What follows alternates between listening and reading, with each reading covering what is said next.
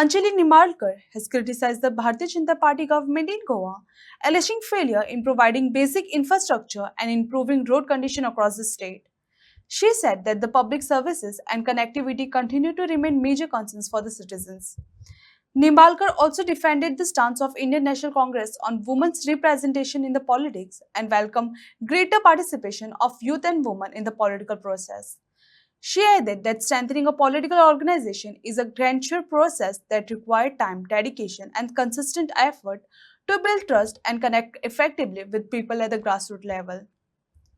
You have to sit on the airport. Right? And you have to sit on the airport so No, long. it's raining, no, so and traffic jam on Mopa side, so probably it must have taken some time. Anyways, BJP government is not building the bridges so early, so they are not handling the infrastructure properly.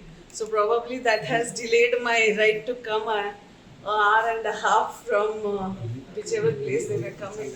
So it's the failure of the BJP government also in Goa to give basic infrastructure, good roads and good communications to the people of Goa. Also. They don't have, and they are running the Karnataka is a government. bigger state, so how many women faces you have? BJP is running the government for the past 5 years here, and we are into election mode, 6 months hardly, and no women representation. Karnataka government, we formed the government, Congress government in 2028. There was one woman who was representing the Women and Child Development Department.